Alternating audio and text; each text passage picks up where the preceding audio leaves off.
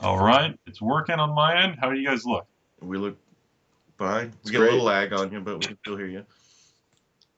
You All good? right, I think we're good to go. Okay. Awesome. All right, this is Rudy the Magic Guy, and who do we have here today? We have Joe and and Gary Gary. from BAF Draft. BAFTA. And where are you guys located right now? We are in Bagram Airfield, Afghanistan. Afghanistan. Oh my goodness. I give you guys a lot of respect for what you do. I tell you what, you guys you're something else, man. You guys are tough people, man. Well, you find different ways to make it work. So Yeah. Yeah, I mean, you got to tell me about this, and I know we got a lot of things to talk about, but I want to know your mindset. I want to know how magic fits in. I want to know.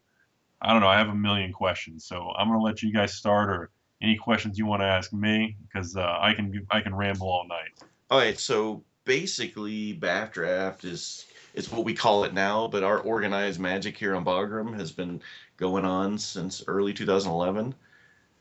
And we hop around from different places, USO, MWR that support us as buildings go down and come up. And currently, I think we do 5 events a week now. I think so. Yeah. Yeah, we do like Sunday night Commander, Saturday night Draft. We do Tuesday another like free play, I think, and then Thursday we do Cube Draft, and then some guys get together Monday morning at one of the DFACs and they play Commander there. But yeah, like when we do pre-release events, even though they're like 3 weeks after the fact, we still do pre-release events. How many people play? It comes and goes. Right now, we're kind of in a lull because some units have come out and come in, but we've had up to 26 people show up to an event In Afghanistan? in Afghanistan. Yeah, we have people come from other bases knowing that we're here, like when they get a chance to come through and play with us. Really? And the Magic product is what? It's shipped in a few weeks after release? Like, how does that work? How do you order it? How does it get there? We depends. Usually we go on TCG Player or wherever we can find it the cheapest and order it that way. And usually it ends up being everybody pays $10, and then there's price support after that. And then if we can get it cheaper, sometimes Wizards even send stuff to soldiers directly, and we'll just draft for free. There you go. Wow. Okay. Yeah. I was wondering about that because I know how strict they are with the policy when it comes to shipping the product overseas. I didn't know if it's because it's an APO style address. Are they more lenient, or do you have to like fake it and have it forwarded? No, Or they no? send directly to the guys. Yeah, yeah, But now we're contractors, so we're here for a long time, so we kind of Yeah. facilitate the tournaments. But the soldiers themselves are the ones requesting and getting it. Like they would never send it to us. Gotcha. And who's the magic judge? Who does Well, if the problem rules? Who's the rule guy?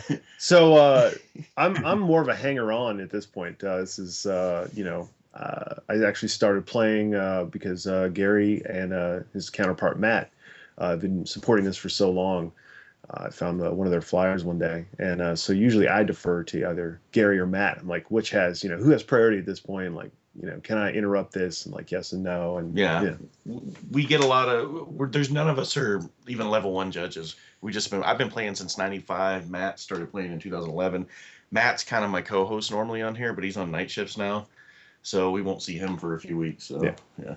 And we have other guys who are experienced, and we've had level 1 and 2 judges come through, and then we just kind of get together and put our heads together.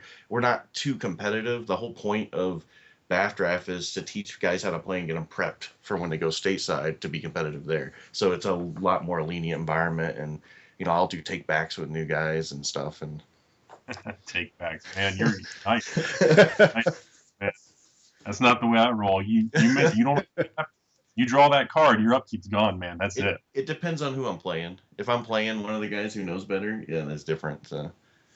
We did a draft one time. A guy got so excited he pulled a Jace and the flip Jace from Origins and a foil flip Jace in the same pack. So he got so excited about the Jace, he didn't see the foil and handed it to me. I pulled the foil. I went ahead and traded him, just because if some people wouldn't have done that. I don't know. Like if it was anybody else, I might not have done that. Yeah. That's really cool. All right, guys. Yeah, go ahead. I know you wanted to ask me a bunch of things, and before I get you off topic too much, you're gonna have I ramble all night, man. You're gonna have to keep me on topic. Hey, so I mean, I became a fairly early fan of some of your stuff. Honestly, Appreciate first couple videos I watched of you, I was like, I can't tell if he's trolling or if it's like he's being serious. But as you use some terminology and some I could see you had some business acumen going on there, and so it slowly dawned on me that, oh no, he's not trolling.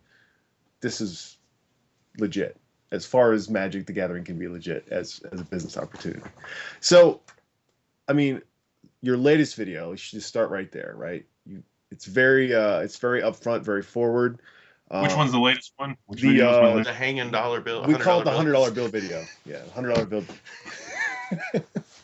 That Right? was my dad and I. He was like, "Son, you gotta have like money fall into something stupid or ridiculous."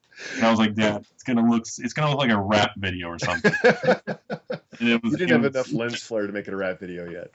I was gonna make it rain or something. I wasn't sure what I was gonna do with it. So Before we go any farther, can we get you at some point in time in the future to do a Kramer style investment video for Magic the Gathering? I think it would be amazing. well, I'll give you a little sneak peek tidbit. Right now I have a custom built soundboard in the works, and I want to have kind of like a whole board next to me, Yeah, and it says like, "Don't be a Timmy," or it says, sure. "You're an idiot." Like That's I can great. hit the buttons, and it's gonna like scream it out.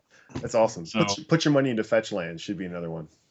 yeah, buy the Buy, fetches. I'm gonna buy put the fetch button. lands, yeah. Oh my gosh. So, getting to the actual questions now. So, Mark Rosewater, using financial terms, the best way you describe this is forward guidance on how Magic the Gathering is going to be printed and how it's going to be, how essentially the economics are going to work. And this kind of goes back to your $100 bill video where you talked about that you actually weren't buying into Kaladesh as you normally do because of some of this guidance that masterpieces and expeditions and those kind of things are going to be commonplace. What do you feel is like going to be your investment strategy moving forward if this is how it's going to work for the next couple of sets? That's a really good question. Honestly, I'm in the process of restructuring. I feel like we're entering a new era, and the old principles and standards on what Wizards used to focus on, I don't think the same people or the same mindset is currently being led right now. Hmm. I feel like, and I don't know if it's a side effect or if it's collateral damage of, Hasbro, a board of directors, or higher ups pushing down, but it's definitely different, and I don't really know what they're doing. Nobody does. Hmm. Like about an hour ago, just to give you something that's going to be in a video next week, I just finished purchasing 84 boxes of Kaladesh from a store in Florida who's dumping them, and they were going to open them, and they were going to sell singles on TCG Player, eBay, and out of nowhere, they decided to back off because of the low expected value and what's happening. Hmm. And they contacted me. And there's about 4 or 5 stores that will just contact me if they buy extra product or something happens. And I mean, I'll be honest with you, these people, I mean, they're shipping me 84 boxes, and I paid $66 a box. Almost can't Like, lose. Almost. And I'm saying, I thought it was, I'm like, if I haven't bought from the person so many times, I would think it's a scam. Yeah. And I'm probably going to give it as patrons boxes, next month or the month after this, and I'm just going to sell them out dirt cheap because I'm not going to open them. But I've never had stores around me dump the brand new product right at release. I've never seen that. Yeah. And if you look at the value of the cards, I mean, the rare cards right now, everything's below $5. Yeah. And if you crack a box and get 4 mythics, and one mythic, if you don't hit Chandra right now at $40, you're out. You either get Chandra, you get a masterpiece, which is or you lost 1 in 4 boxes, something like that. Something like that. Yeah. I mean, if there's 15 mythics, you get 3 to 4 box. You're looking at 1 in 3. So every 3 boxes, 2 out of 3 people are going to lose. Mm. And then I don't know. I could go on all the time by that, but like I said, I don't know what their direction is. But it's definitely something. I'm not sitting on any new boxes. Post Return to Ravnica, the only boxes I have in a large quantity, as in over 100, would be Cons and Origins. Mm. I don't have any other set that's newer than Return to Ravnica that I actually have money in. Yeah. So I hope that gives you an idea. Yeah. So I guess the follow-on question there is, if singles are being, or if stores that sell singles are essentially being marginalized by this new policy, and stores like you and other stores that sell singles, how does that affect you talked earlier about short-term versus long-term, second, third order effects. What happens to those stores over the long period of time? The store, I mean, successful stores right now, I don't think focus on selling the sealed product. As you guys know, it's all about the secondary market. Yeah. Magic's health is the secondary market. Whether YouTube comment section and people hate online sellers, single sellers, I mean, that's the backbone of the economy. If you lose that, the boxes won't sustain. If they can't sustain, nobody orders a restock through distributors. I mean, give you an idea right now, Eldritch Moon, my distributor, contacted me and said, "Hey, do you need more boxes for your patrons or anything?" I said, "No." And they're like, "We have almost 2,000 boxes just in this one." And I'm Yeah. like, he's like, even though you buy the most, he's like, "We have 2,000 more boxes." And I'm like, dude, I don't need two. That I'm done. That's too many. Yeah. And they're still and Wizard says, "Hey, they're shipping them more every week. The print runs are just too high." Hmm. So if you kill the expected value on these new sets and they're especially artificially deflating it, I mean, it's unknown territory. You're Yeah. going into a new area that nobody has mapped out. You don't know really what's going to happen. So unknown creates fear. Fear creates a bad investment environment. Right. You know, it's like you guys. When you go places and you go to briefings and everything, you know, they take pretty much all the information, data, knowledge, everything they have, they lay it out to you. And they pretty much assign a risk level and they associate it with how dangerous it is. And, you know, if there's all a bunch of unknowns, it gets too dangerous. And I feel like that's what's happening. Interesting. So, coming from someone that came from like the stock market, and Yeah. those types of investments, so Magic, and especially the way Wizards of the Coast handle printing their product, there's really not a lot of information. There's not a lot of information on volume. There's not a lot of information on print runs. There's not a lot of information on, essentially, even like if a mythic or a rare is as common as other mythics or rares in the set. So how do you get around that? Like, how do you find sources for information? What do you do to limit that risk? They are very shady about their information. You're right. It makes it very, very tough, especially now. They don't tell you anything. And even if you dig in their quarterly earnings with Hasbro and conference calls, they won't even tell you. Like they just say, "Oh, Magic's growing 10%." Well, how much did you sell? What's your product? I mean, what do you? They're very vague, and personally, it's intentional. And I don't think they're really disclosing the specifics because they don't want people to make decisions based around specifics. Mm.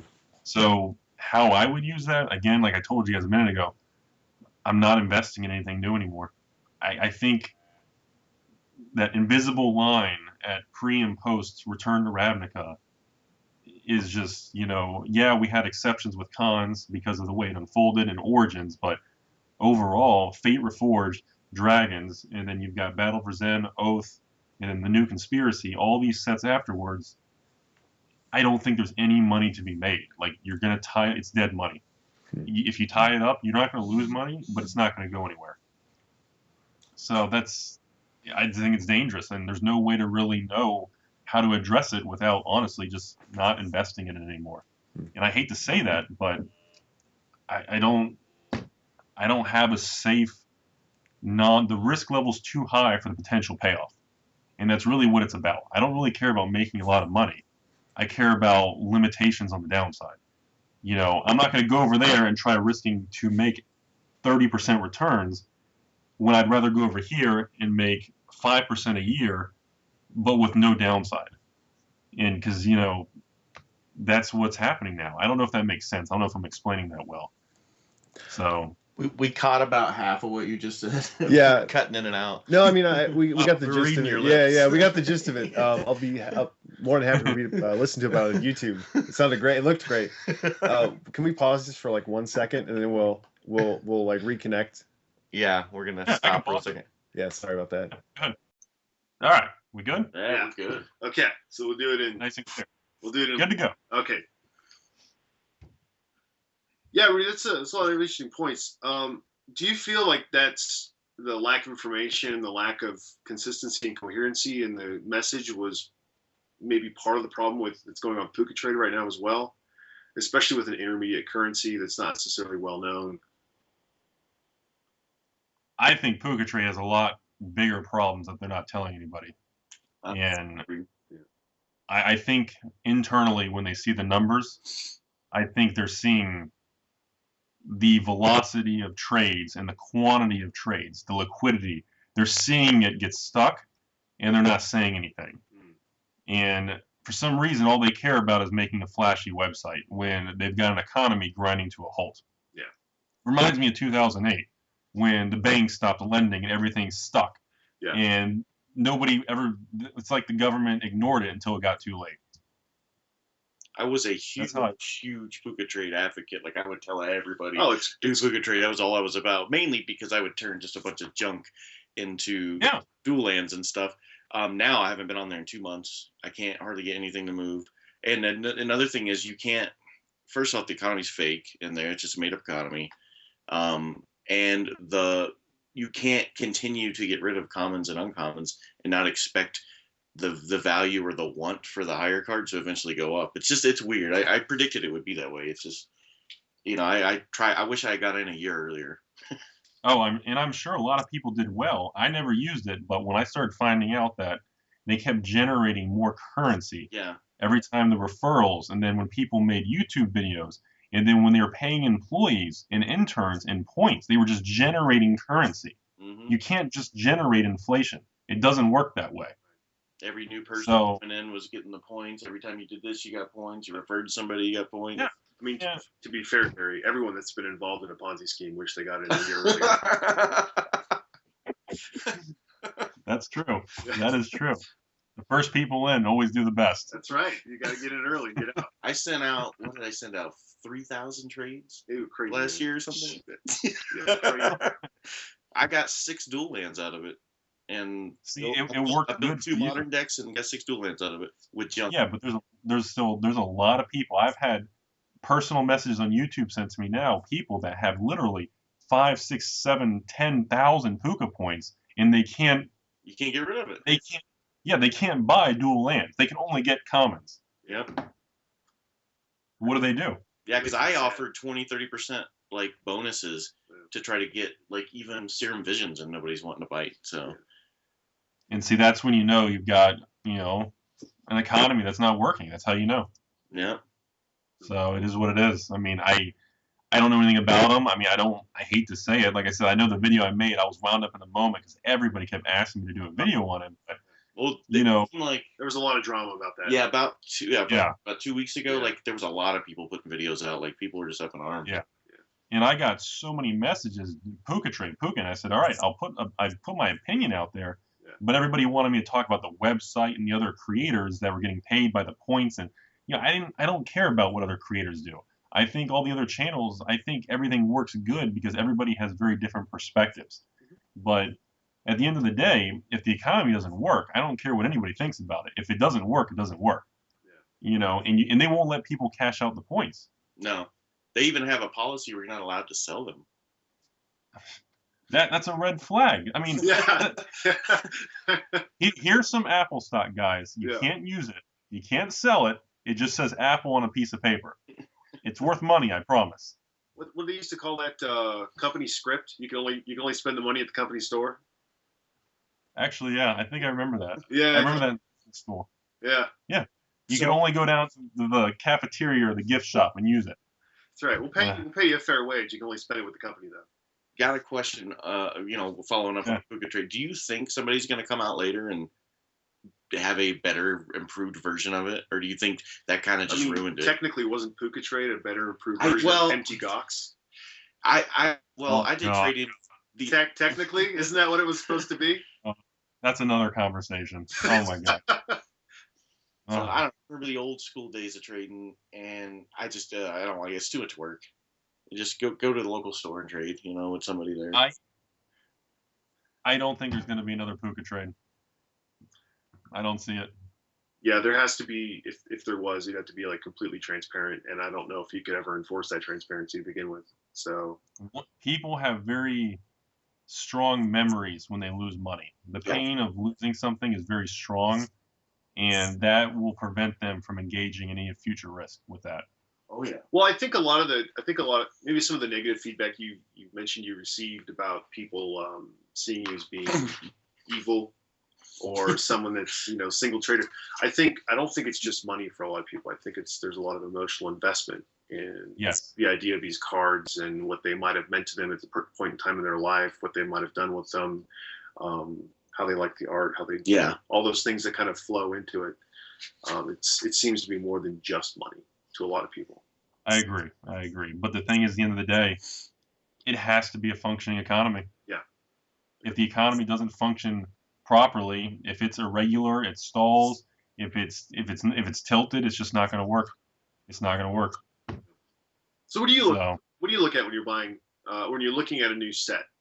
Are you looking mostly at mechanics, art, flavor, the land cycles? Like, what's the most important piece for you? except what? Expected value. Expected value early is almost like an impossible number. I mean, because all pre-order prices are fabricated. They're all fake. Yeah. I mean, that's why Hangerback Walker in Origins pre-ordered for 99 cents. Yeah. And, that's why I don't do any pre-orders. But other people tell me I should sell all pre-orders because then the cards tank and you would have made more money. But when you look at the new sets, I always look at diversity and power level of the sets. But at the end of the day, there's no real formula. It's like an instinct call. It's like, I don't even have a good answer to it. It's more of you watch the set unfold, you look at the market's reaction, you look at the pre-order prices, and you watch the velocity of change. You watch the change of how it goes up or down. Like when the card comes, like when Chandra came out and they first announced her, for example, I think I saw it on eBay and TCG Player for $65. I was like, who's really gonna pay that? And I was monitoring it, and like nobody bought them. I think one idiot on eBay bought it, and then the same person relisted it because I don't think they paid. Yeah. So then it went to 50s, then it went to 40s, and now it's like 39, 38 on eBay. So which means by release day, which is next Friday, the card will probably level out around 30. Usually, pre-order prices to release day prices usually have an insta drop of between 10 and 40% depending on demand of the card.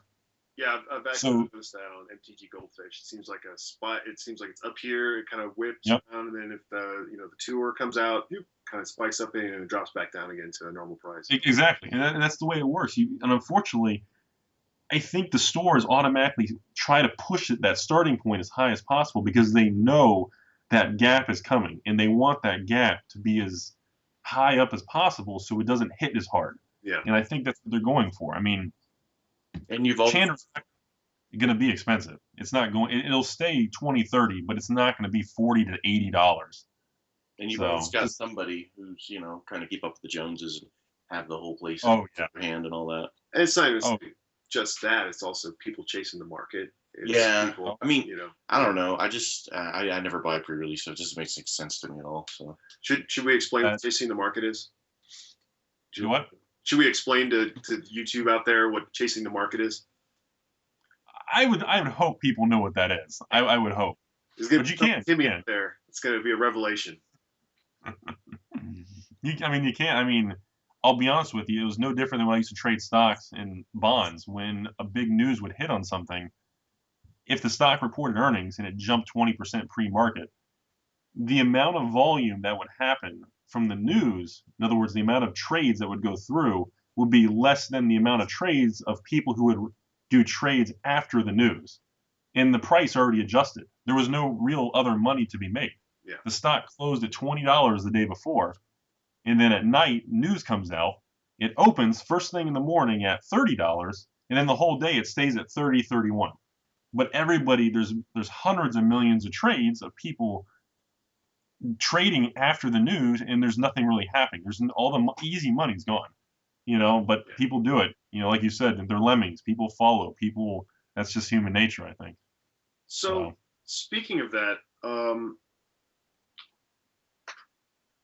maybe tinfoil hat time. All right. So Hang on. let's say you're oh, you actually got one? Oh, wow. Okay. Top hat time. All right. No, go ahead. So Rudy, let's say you're big store. Big store. Maybe spend a lot of money. Channel, Star, Fireball, City. Okay. I like it. Let's say you had a couple pro teams. Okay. They did a lot of testing. Okay. What might constitute insider information at that point if you basically had a lot of capital, access to cheap buy lists? Insider buying, I call it front running. Sure. A lot of front running happens in Magic. And yes, Channel Fireball, Star City, and a couple of the other ones, yeah, they do it. I mean, everybody knows it. And I think it's always been that way, and I think it always will be that way. Sure. I mean, a while back ago with Eternal Masters, when some of the cards were leaked, there was proof of people following. I think it was Star City or Troll and Toad or somebody. They knew exactly which cards that they put on sale and on clearance, and they sold the cards in advance before the public knew what rares and mythics were being reprinted in Eternal Masters. They already knew, and they adjusted inventory, and they flushed the cards they knew. It was proven. It was on message board. They tracked the dates and times. So it goes on, and yeah, if they test it and they figure out this is going to be the next hit, then yeah, they probably will make financial decisions on it, and it is inside trading.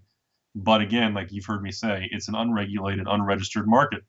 It's completely legal. Yeah. You can't do anything. So where do the so you mentioned earlier pre-release prices are basically constructed or created.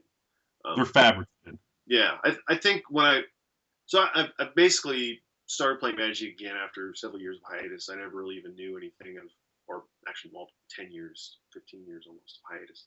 I never really knew much about the pro tours and things like that. I guess when I started playing again, my assumption was looking at those prices that was some type of pro level player thinking that they could recoup their investment by winning tournaments, having these cards in hand. But it's interesting to me that it actually has no real basis in reality whatsoever, because if you look at how much they spike up after the pro tour, that's more of the cost basis at the time and people wanting that card. So it's actually really interesting to me. So you mentioned Conspiracy 2 is a little toxic to LGSs. Is that it's kind of the same reasoning behind Kaladesh, where there was just so many opened, you weren't going to recruit?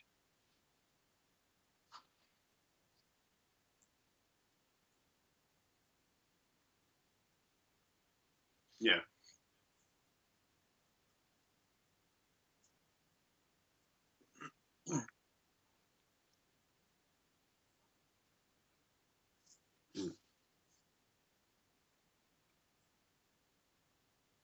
Yeah.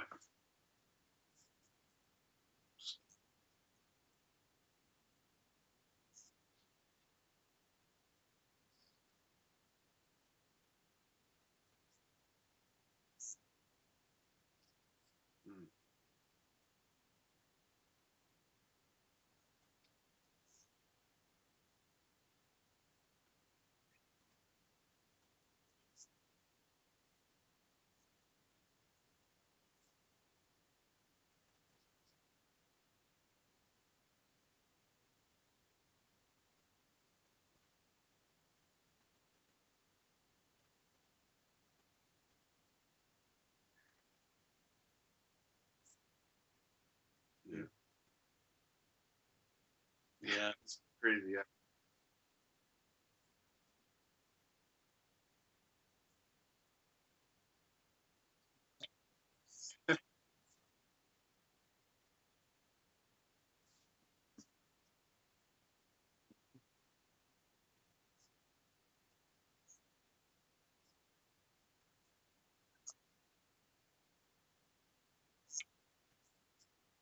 3. Yeah, you get a free box.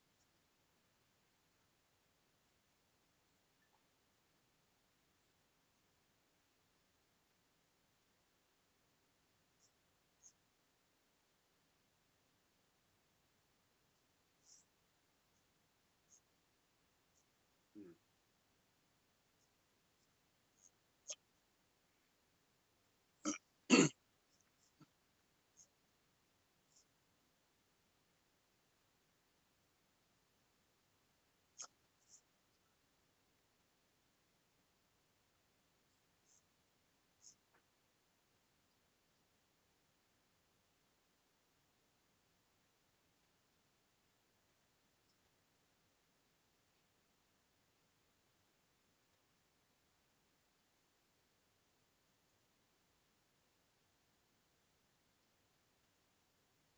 Yeah,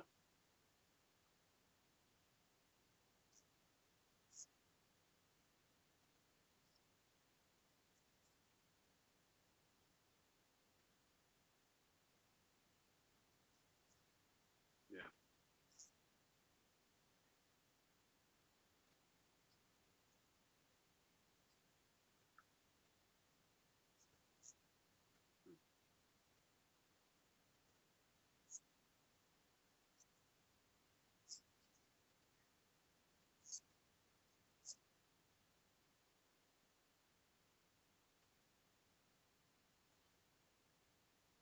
right. So is this why you focus on foils to keep essentially for a collection?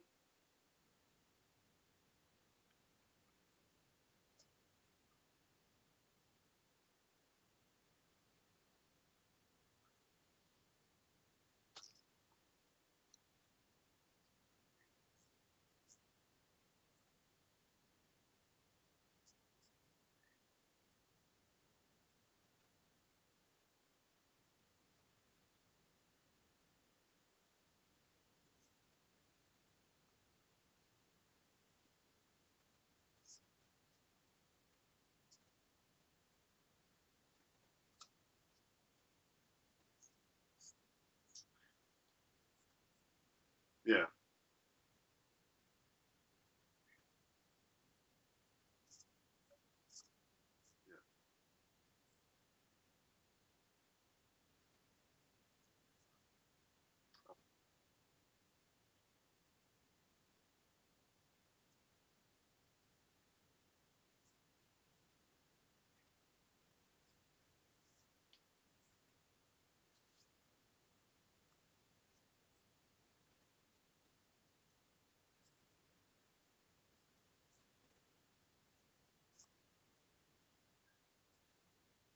yeah. Yeah, may as well. Yeah.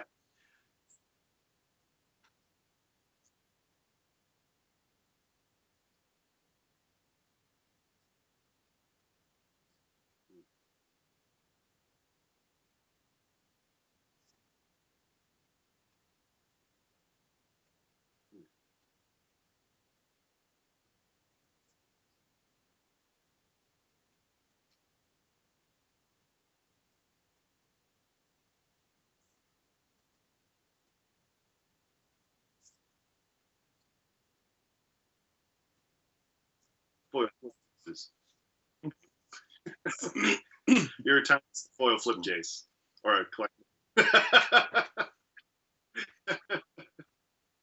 Hopefully they eat. Uh,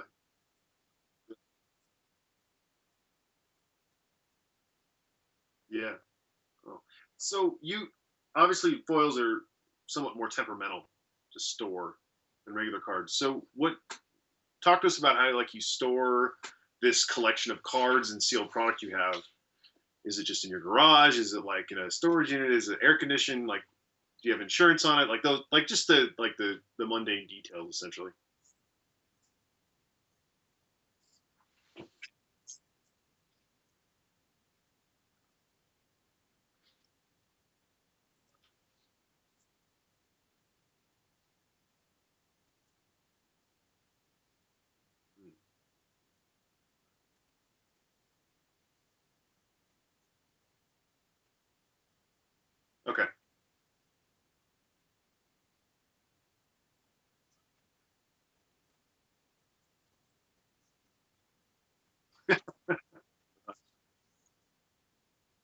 Okay.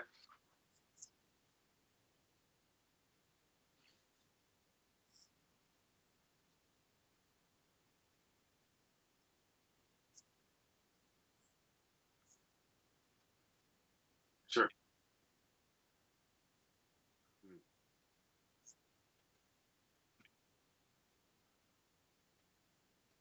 Yeah.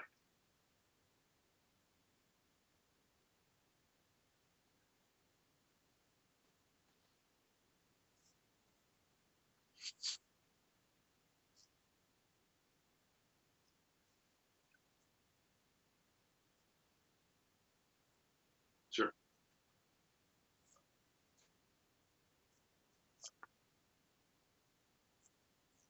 Sure. So what do you do for like insurance? What like recommendations people large collections?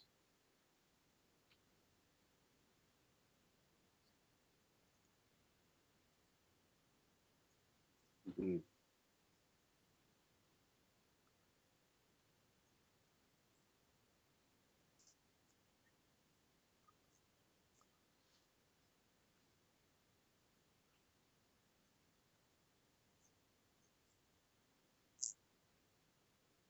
Okay.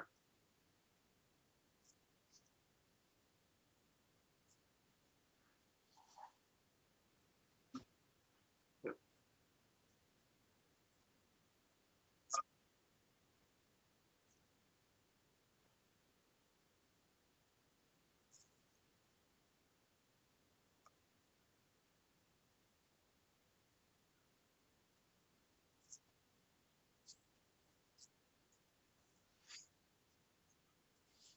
Sure.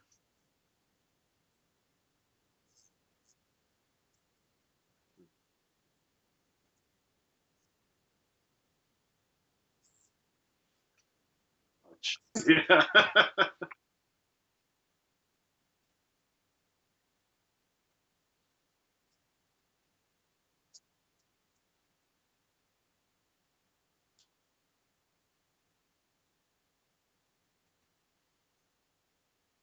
Yeah. Yeah. 5 warehouses, $12,000 each. I mean,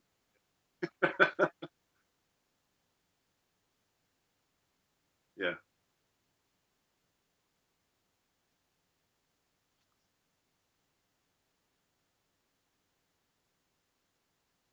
The collective. Yeah.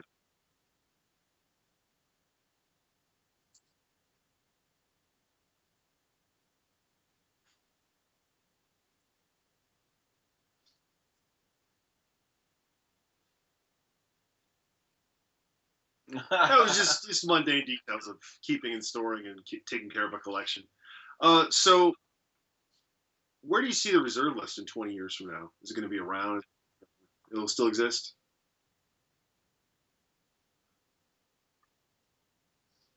Why do you?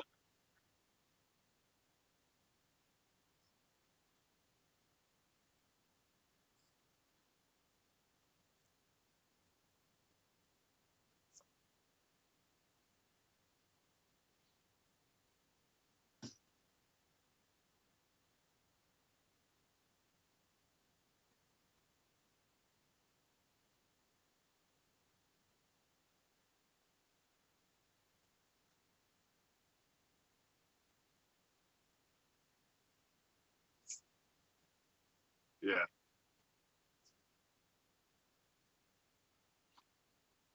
Yeah.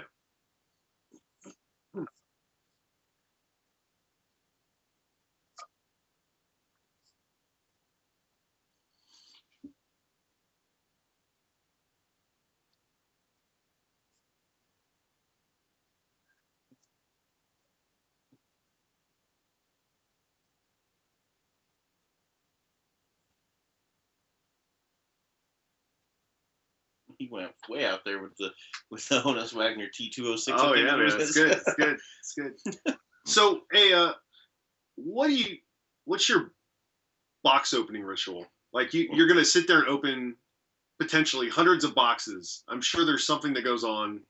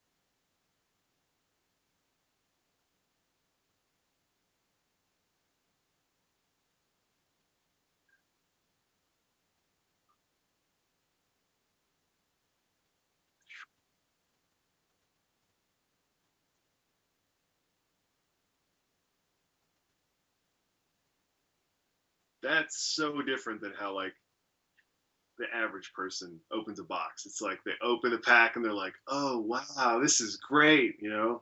They go through it, look through it. Yeah. So now, the person opening the packs, do they open the pack traditional way, or do they go multiple packs in a row, scissor the tops Ooh. off, and go that way? That's dangerous. It is dangerous. I've made that mistake before.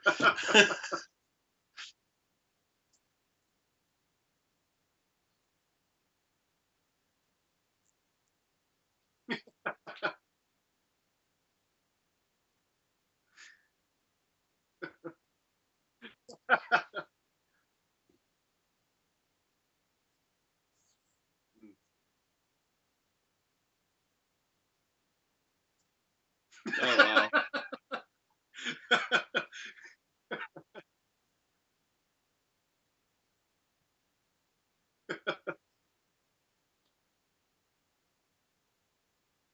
Yeah.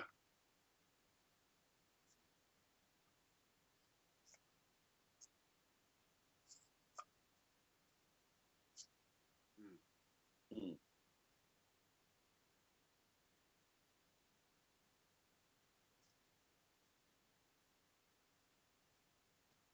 Jesus, a lot. Yeah. A lot.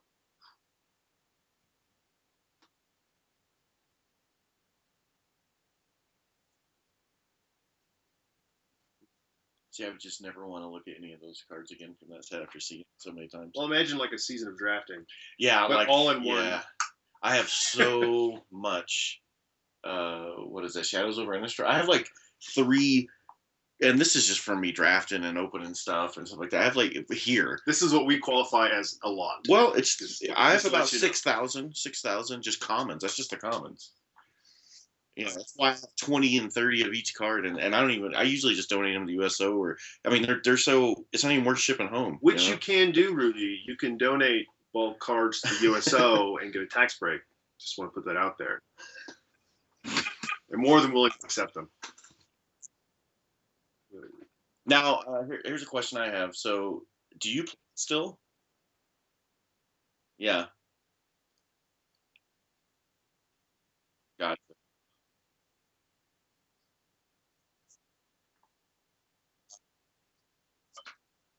Yep.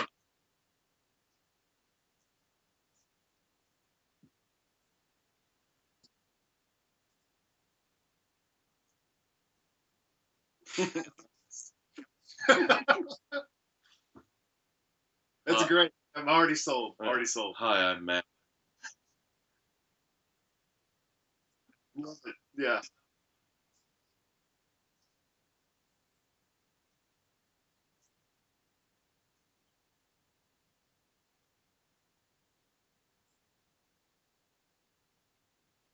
No, I'm not.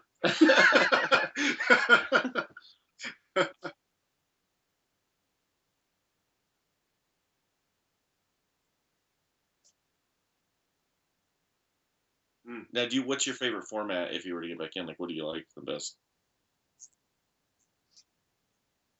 Well, no, I mean like, do you like sealed? Do you like draft limited, or do you like constructed?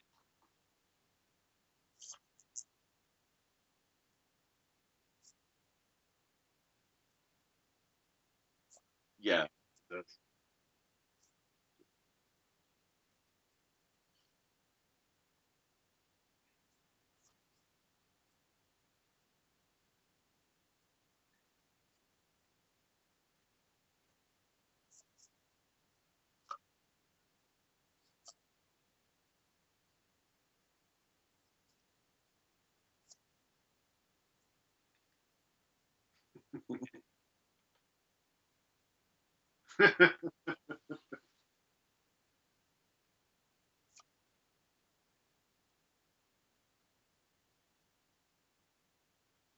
yeah. Yeah, I Yeah. came in at 5 with Ice Age, and that was still people were still playing that stuff pretty hard. So,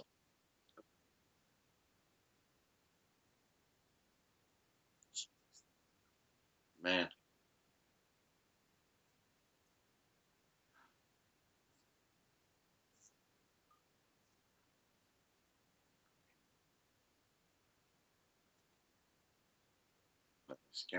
Chronos. I made a fatal mistake when I was younger and decided to play the Star Trek trading game instead of Oh. card game instead of the. I- I was like $50 for Black Lotus. That's insane. I remember when I think it was Stronghold came out. The Star Wars card game was like huge. Oh yeah. I was down in Orlando at the time.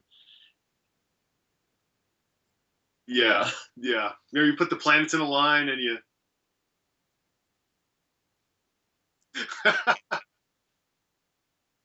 Oh my gosh. I don't remember the Star Trek one. Oh yeah, you put the planets in a line. You got a ship. You put the crew underneath it. Oh, you went to each wow. planet. And there, it was. Yeah, it wasn't magic. I'll tell you that. No, I remember Star Wars was huge. Like the original Star Wars trading card game they Yeah. did. Like there were so many people playing it. We had bad turnouts of Magic, and then it just kind of disappeared. I played that, and then unfortunately I played the Wildstorms TCG for a while. It's like the Image Comics one. Oh, I did the vampire one. What did you I can't remember bring? what it was called.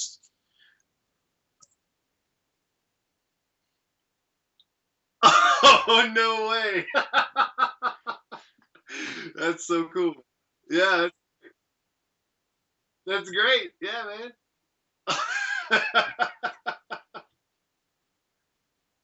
Yeah, that's awesome. I don't know if they are. That's like when Lord of the Rings came out with their game. I was a judge and was big into that. Oh yeah, And man, those boom, you can get those for $10 a box now. that's really cool. Yeah, Yeah, for sure. that's the old Enterprise. It's good stuff. Yep. Jeez. Just about the time where I was putting my money in the wrong place. 1995. That was Ice Age, and 94 was what, 4th edition? Yeah. 4th edition. Oh my gosh, I bought so much 4th edition. They printed so much 4th edition. That was the first. Yeah, the 4th edition. That was you still had. That was back when what was the big dragon guy that was like the thing? Yeah, Shivan Dragon, and then Birds of Paradise, of course, and Wrath of God were in there, and that was about the only thing good at the time in the set, And but so much. They printed so much of that. I swear, like they just printed it for years after. I don't know. I always saw. So you can still get those boxes for they're not worth it, but no. Yeah.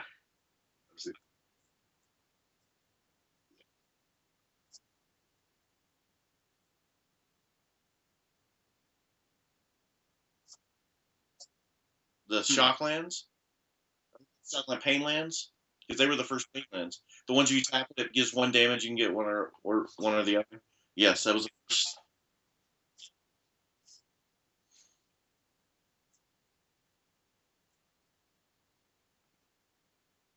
And that was back when the card quality was bad too, and they were getting them printed somewhere else. Oh, really? It's like Homeland. Oh, the worst Homelands of Fallen Empires, like just frayed edges, and you get the cardboard. You could feel the difference. Yeah. The horrible multiple artwork. Yeah.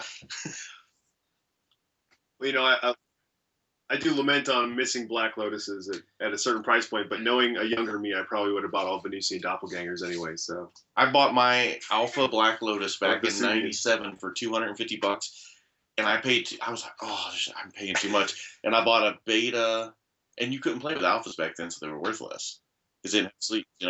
Yeah, and then I bought a beta Mox Ruby signed for $50, and then I got out of Magic and sold that and set of dual lands, everything, a whole box for like $250. It was,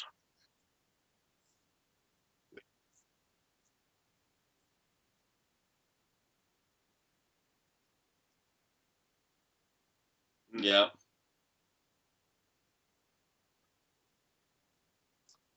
yeah,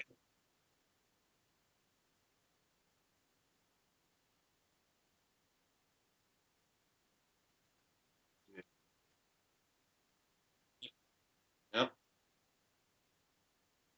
And now I'm trying to get all the old stuff back. It's just for nostalgia's sake. I love anything 93. So yeah. pretty much.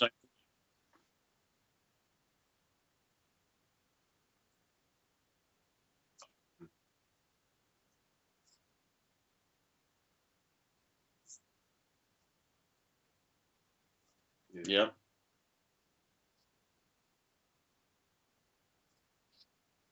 Yeah.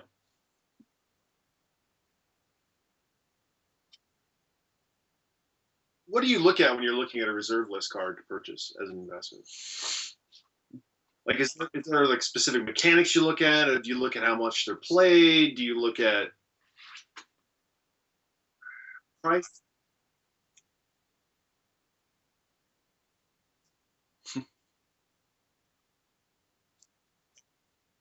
Hmm. I just bought a bunch of unfilled desires, I think, for Mirage. And if they don't go anywhere, it'll be a good cornerstone to my collection. We'll stack of those. Yeah. Yeah. Blue and black, pay pay 1 mana, discard a card.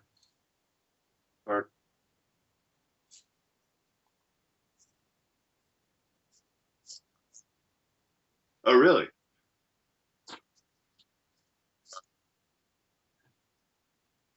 Oh,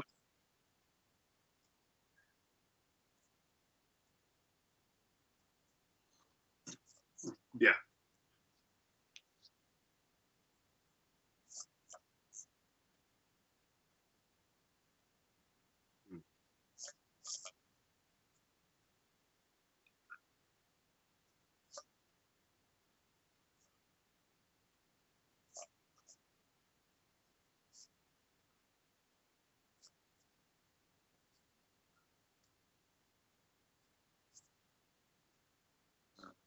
It's like my desires will remain unfulfilled then.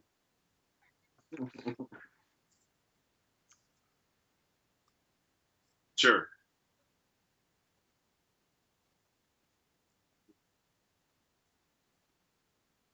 Hmm.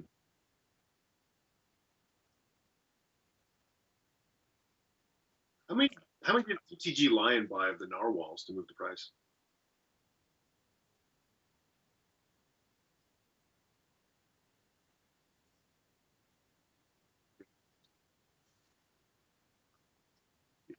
Okay. There's no support. Oh yeah, it was great. Yeah. Yeah, it was good.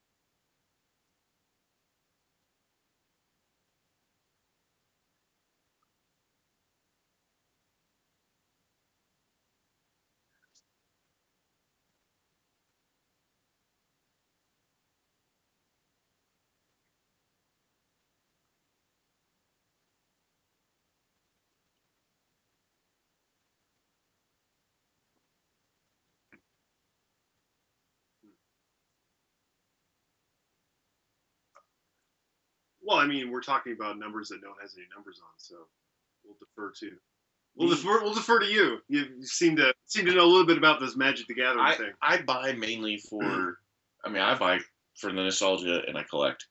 I don't really do it really for investment, but I do buy like beta lands, basic beta lands, because they're cool to play with and draft with. But at any given time, I can drop those and trade them for just about anything I want.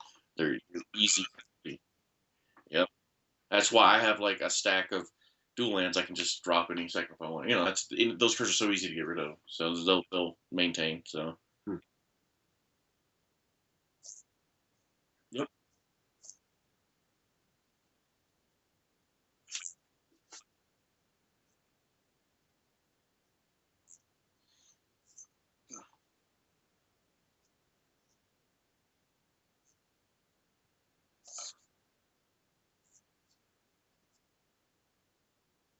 And there's still that mindset going on now, even. Yeah.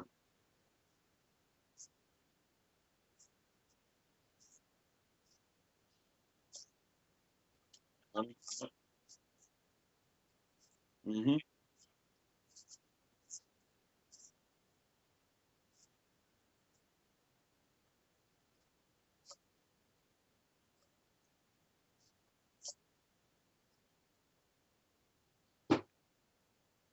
And they're really easy to get in mint condition.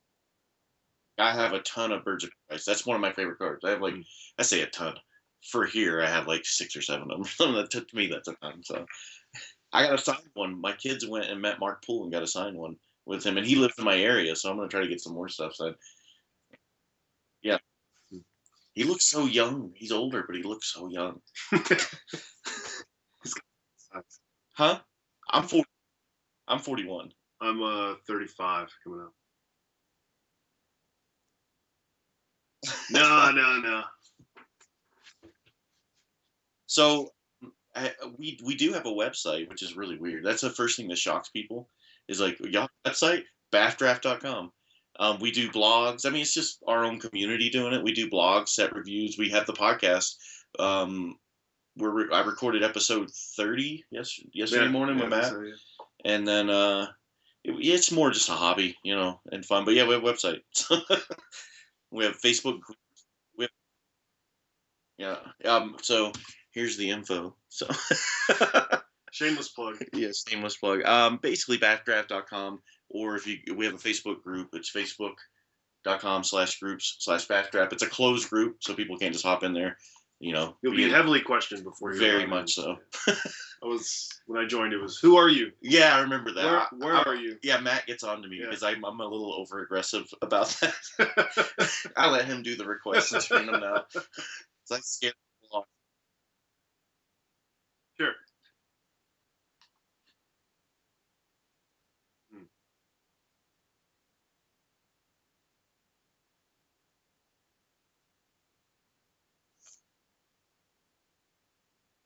Mm-hmm. Yeah.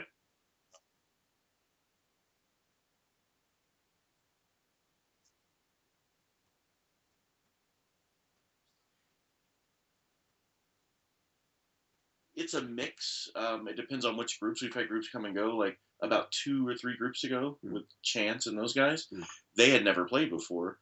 They just happened to find something at the USO or somewhere.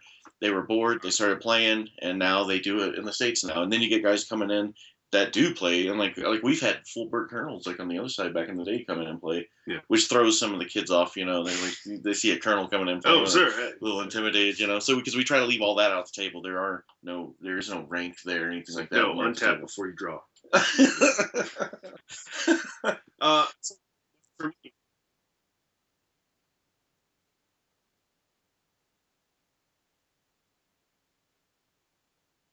I would have contractors. Yeah. We can break the ties. We can say like, okay, no, this is priority. Yeah, because you have contractors, then you have DoD civilians, which are different than contractors. They work for the military, but they're not military. We've had, I've seen contractors, civilians, the with DAX, I guess we call them. And then we've had a Polish guy play with us before, and Army and Air Force. So I've just seen the whole mix. We've had a Marine a couple of times. There's just not that many of them, so they're the few proud.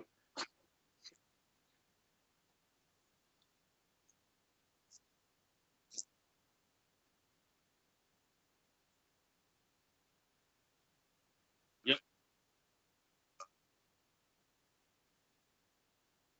Yep.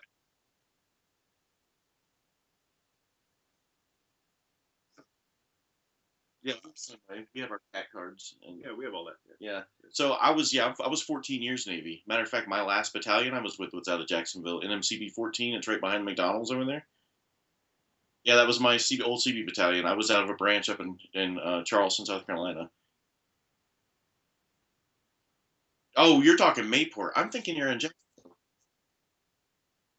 NAS Jacks. Oh, sure. Oh, okay. In the NAS Jacks behind that McDonald's, there's a whole ski compound. That's my old battalion. So, yeah. Yeah. Yeah, I was in Cuba. I was in Orlando, been in Jacksonville, was in Iceland. I don't know. I did it for quite a while. But yeah, we had a Navy guy, a yeoman. I don't know if you're familiar with the yeoman rating. That yeah, he was the first one to run our backdraft like back in the day. So and he actually was a judge and would turn our I don't know how he got able to do this, but he would turn our stuff in to wizards and all that. So it was kind of neat.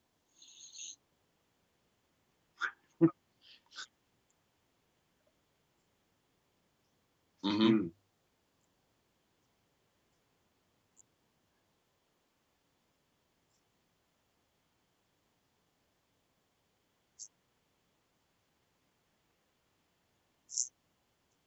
No, No. no, they're even hardcore. Like I've not met one single person who's just not full into I it. mean, okay, so let me put it this way: we have a coffee shop here, right? It's called Beans. It's kind of like a Starbucks, But better. a little worse. So it would be like saying, like, well, people like drinking coffee when they're in Afghanistan. Does going to Starbucks remind them of being in Afghanistan and have a bad memory? Right. It's the same idea. You go into the store, you do those things. I don't know. Um, at least where we're at, it's it's pretty sedate. There's not a lot of stuff going on. So it's one of those things that why a lot of people like to play it is either one, they like to play it, or two, they just kind of want to not see the same people they've seen for the last 6 months. Yeah, gets them away from You know? because you live and work with the same people all the time. And it's like family. Yeah. You might love some of them, you might hate some of them, but you really have no choice in it. So it's one of those things I think people like to get out. And that's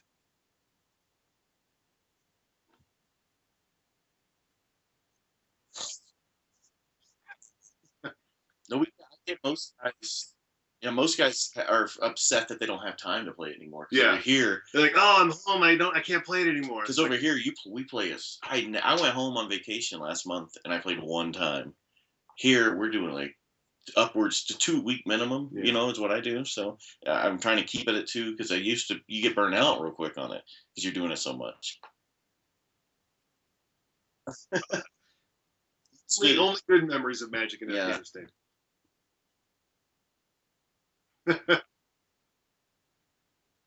I think you probably have more bad memories of pack opening than we do.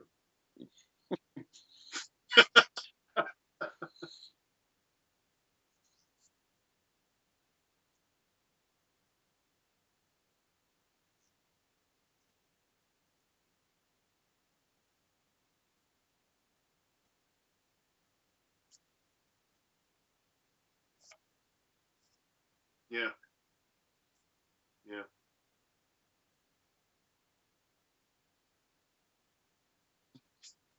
Maybe you have a Kirk in there. I don't know. We can.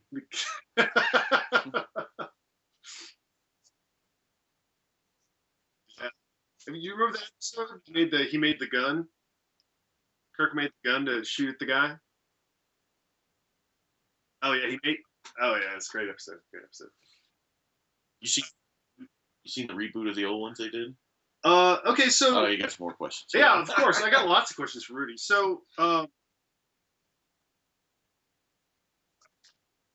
Yeah, we're pushing. We already got an hour's worth of content. all right. Let me ask you the real question. I'll be living in Florida sooner or later. Do you need help? Love to sit in open packs for like a day or two. Yeah,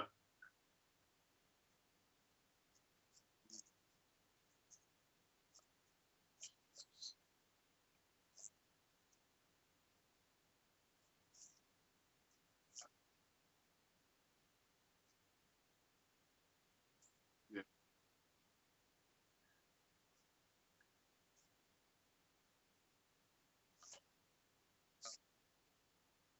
mm, yeah, yeah,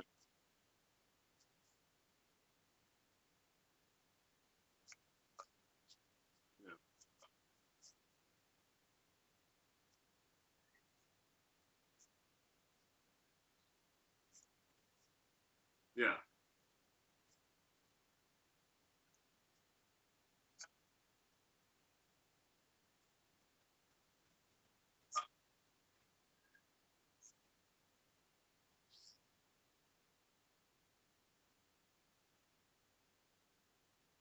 Sure.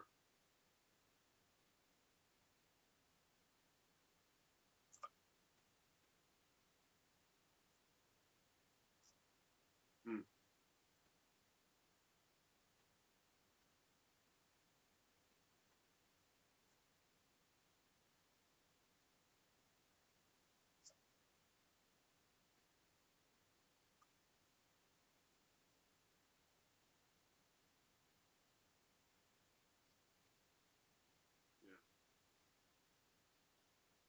Yeah. I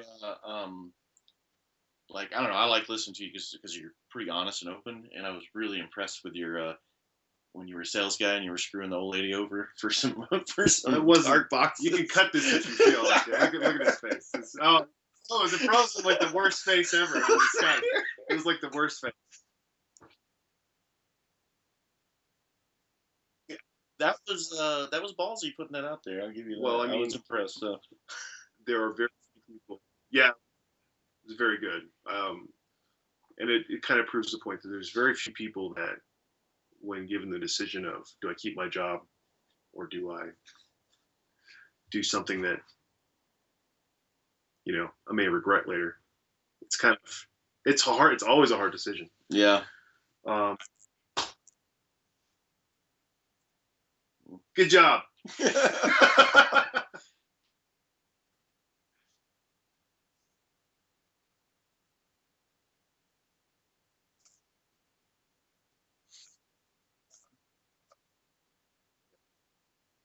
Yeah.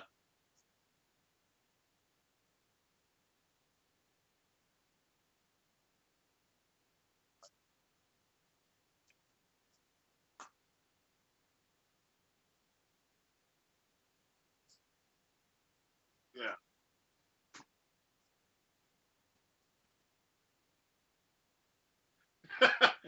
Submit.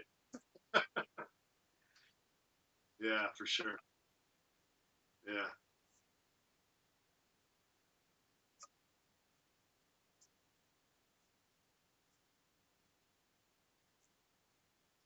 Yeah.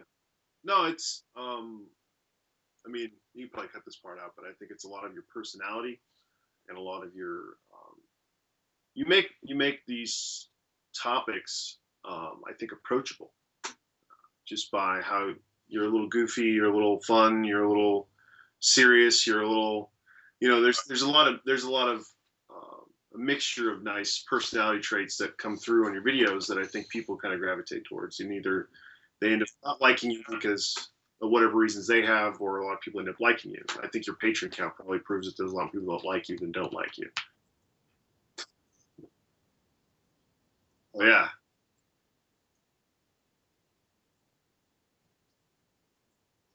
Yeah.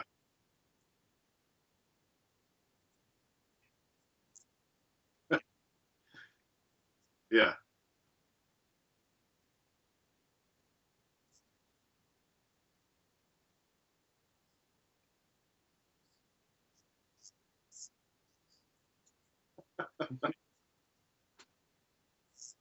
Yeah.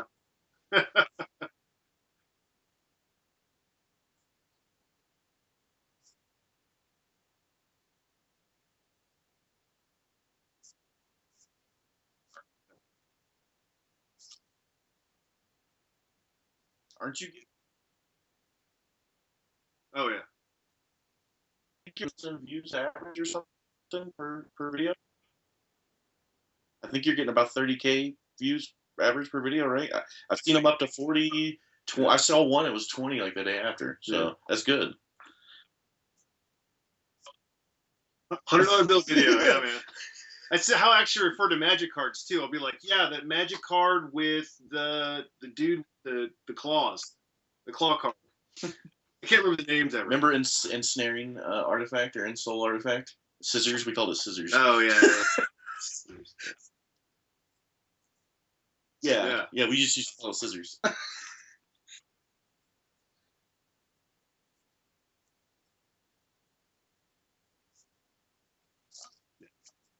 Me and Matt watched it this morning or yesterday morning.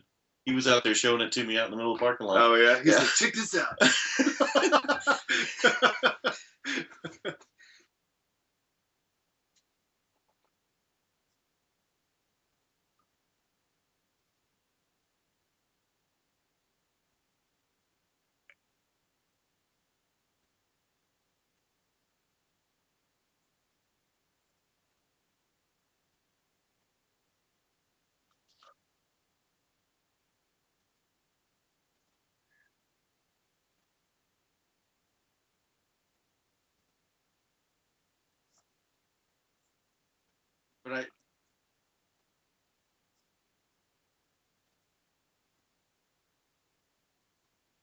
Yeah. I think you're one of the very few that actually show people the man behind the curtain. And Yeah. and I don't know where that confusion in people's heads starts, where they decide you're the person making Magic more expensive. When everyone on every forum will tell you, don't buy packs, buy singles. And like, you don't have access to singles if people aren't opening packs and selling them. And if there's not a constant supply of those singles coming into the market doesn't know how to rate those singles apart from the packs and the value of the packs. And so it becomes like this balancing act, like economics almost. And it's a good thing. Yeah, it is. It's a good thing that you have people who think that way, like you're ruining this or you're doing that, because it starts to bait with other people and it gets them to watch. Well, let me see what this guy's about. Yeah. And that's how you get that. You gotta have that where every,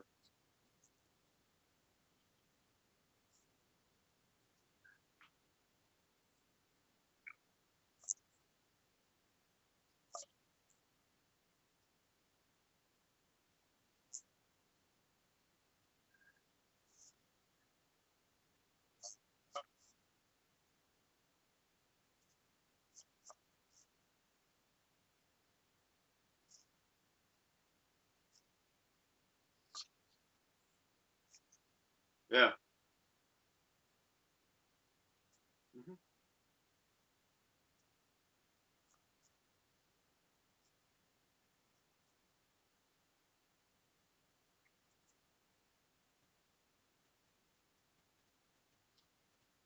Yeah.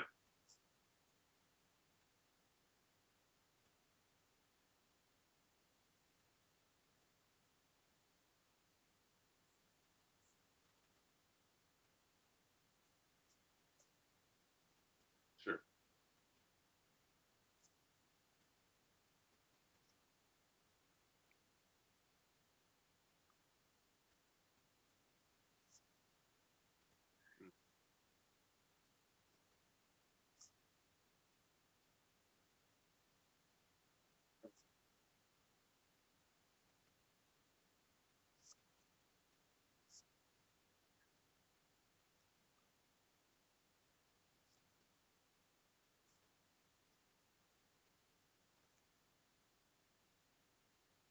Right.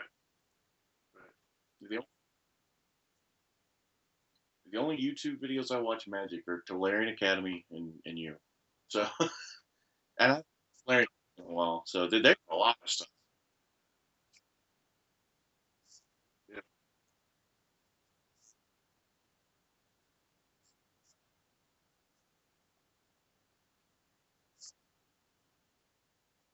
Yeah.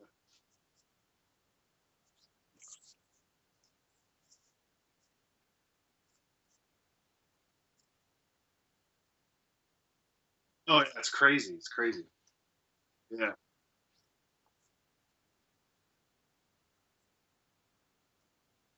We got West Coast battles on No, Magic no, videos. no, no. It's just it's normal YouTube drama. Yeah. I'd be happy for. I always stayed out of it. Just stay out of it, Rudy.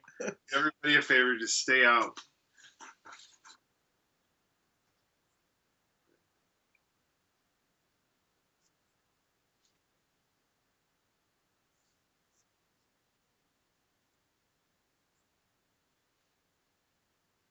Yeah.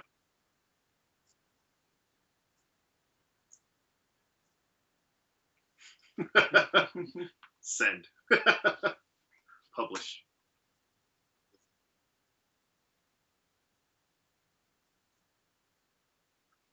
It's either gonna blow up my face, or no one's gonna notice, or it's gonna be the best thing in the world. One of the three. Yeah.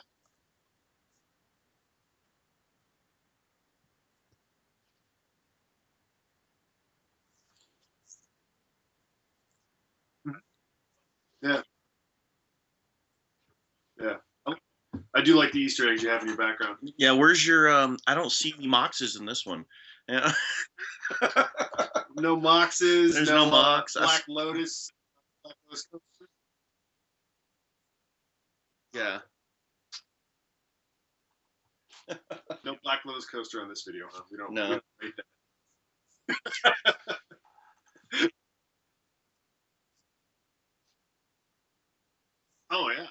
It's pretty obvious. Saw it on the YouTube.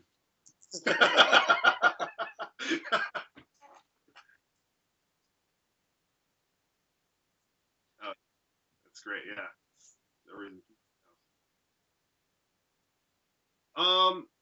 I mean, do you have anything else? No. I mean, I'm tired. I wish I had more. I don't wish even know I if had I'm going to more. be able to sleep. Yeah. I know. I really wish I had more. I don't. Didn't come prepared enough. Yeah. I'm trying to get some of the soldiers on.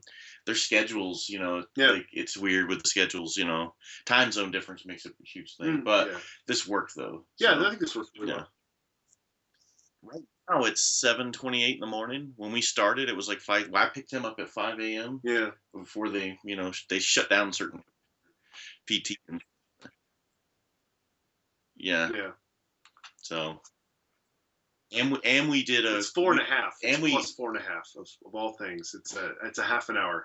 And we did that tournament last night with 4 people. The 4-person tournament. Yeah. So he stayed up all night. I laid down for like 5 hours.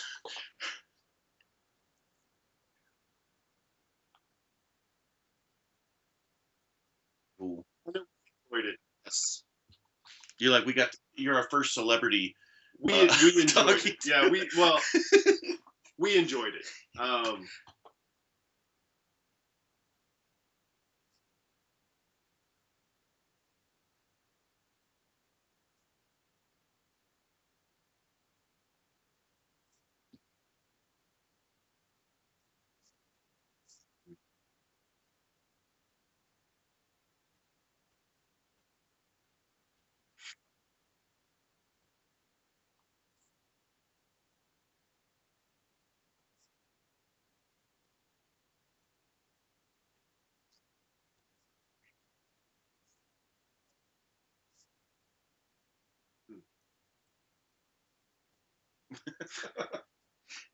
Well, we appreciate your time for us. Yes, thank you. And thanks for having us.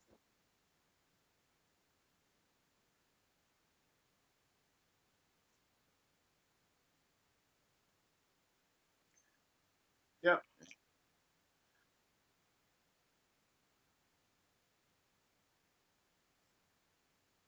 Cool. All right. Thanks, Rudy. Talk to you later. You too.